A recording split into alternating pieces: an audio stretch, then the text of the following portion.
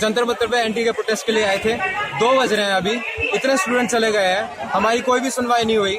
ये ऐसा होगा JEN 2019 के अंदर तुमने देखा होगा, इतना गैप मिला गया। जनवरी में हुआ, फिर से क्या बोलते सितंबर में हुआ, 2020 के अंदर जनवरी अप्रैल में हुआ, 2021 के अंदर 2020 के अंदर 4 अटेम्प्ट थे, 2021 के अंदर 4 अटेम्प्ट थे। 2022 है हमारा, उसमें एक महीने का गैप दिया, उनमें भी कंप्यूटर फेल हो रहे हैं, टेक्निकल इश्यूज हो रहे हैं, बच्चों को 500 किलोमीटर दूर वो पढ़ रहे हैं, सेंटर्स बढ़ रहे हैं, फिर कोई बंदे फ्लड्स की वजह से नहीं जा पा रहे। इधर प्रोटेस्ट में भी हमारी कोई नहीं हो रही, ईमेल पे फॉरवर्ड कर रहे हैं, कोई रिप्लाई नहीं दे रहा। हम क्या करें इस चीज को लेके? पेरेंट्स आ रखे थे, दूर दूर से बंदे आ रखे, बिहार से, वो इधर प्रोटेस्ट के लिए आए कि वो मिल जाए, बट कोई भी सुनवाई नहीं हो रही है इस टाइम पे। सर का इतना बड़ा इशू है। सर एक बार बताओ आपका क्या इशू है?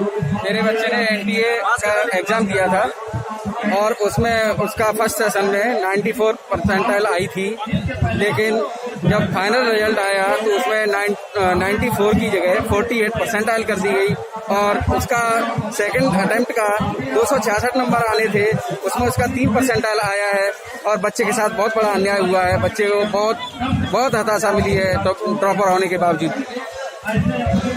तो 266 इस बच्चे के इनके बच्चे के नंबर थे, उसके बावजूद उसे 3 परसेंटाइल दी गई है सिर्फ। उसका रिजल्ट या तो बेच दिया गया है किसी को, या फिर इनके साथ बहुत बड़ा फ्रॉड हुआ है। अगर आपको भरोसा नहीं हो रहा, हम डिस्क्रिप्शन में दोनों डॉक्यूमेंट भेजेंगे कि फर्स्ट सेशन में कैसे इनकी परसेंटाइल चेंज हो गई और दूसरे सेशन में कैसे इनके ज्यादा नंबर पे इतनी कम परसेंटाइल बनाकर दी है। भैया आप बताना आपके भाई के साथ क्या हुआ है? मेरा नाम विशाल नारायण सिंह है, मेरा भाई का नाम प्रशांत नारायण सिंह है। वो भी JEE का एक कैंडिडेट था और उसने जून सेशन और जुलाई सेशन में एग्जाम दिए थे।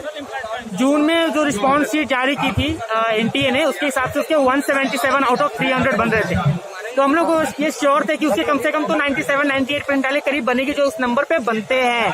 लेकिन जब 12 जुलाई को रिजल्ट आया तो उसमें 58 परसेंटाइल दिखा रहा था। तो हम लोग शॉक हो गए कि क्या हुआ, ये कैसे हो गया।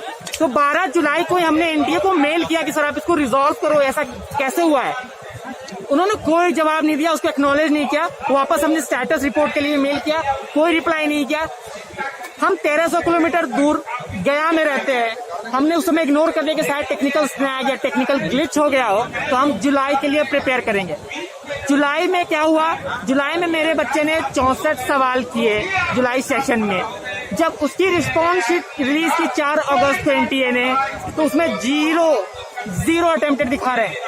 मेरा बच्चा डिप्रेशन में चला गया उसी वक्त। अगले दिन की फ्लाइट पकड़ के मैं यहाँ दिल्ली में आया हुआ हूँ। 5 तारीख से आज 10 तारीख हो गए, 5 दिन से मैं धक्के खा रहा हूँ। मैं NTA ऑफिस गया, ओखला ऑफिस, उनके ऑफिसर ये बोलते हैं कि आपने जो है वो कुछ गलत करा हुआ, आपने डॉक्यूमेंट फोर्स करा हुआ है। जैसे कि उन्होंने क्या बोला कि सर जब बच्चे ने 64 किए तो सर 0 कैसे हो गए।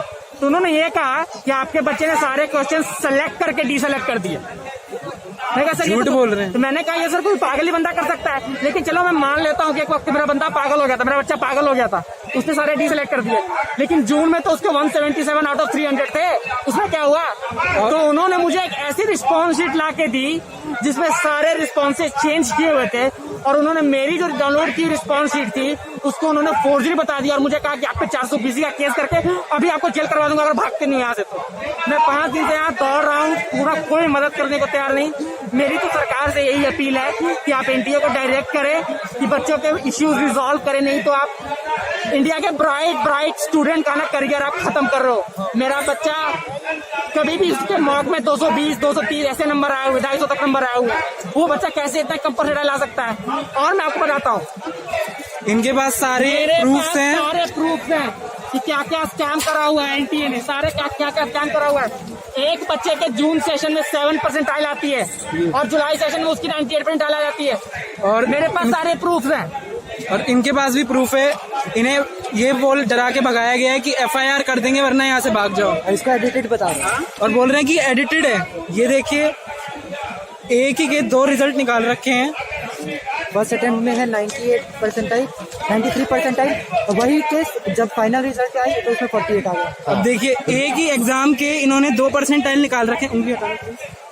एक ही एग्जाम के 2 परसेंटाइल निकाल रखे हैं, देख लो बच्चे के। और एनटीए ऑफिस से ये बोल के भगा दिया गया है कि निकल जाओ वरना एफआईआर फाइल हो जाएगी। अगर आप मेल करोगे तो आपके मेल भी ब्लॉक कर रखे हैं, फोन करोगे फोन नहीं उठा रहे हैं, और आप एनटीए ऑफिस में नहीं जा सकते हो।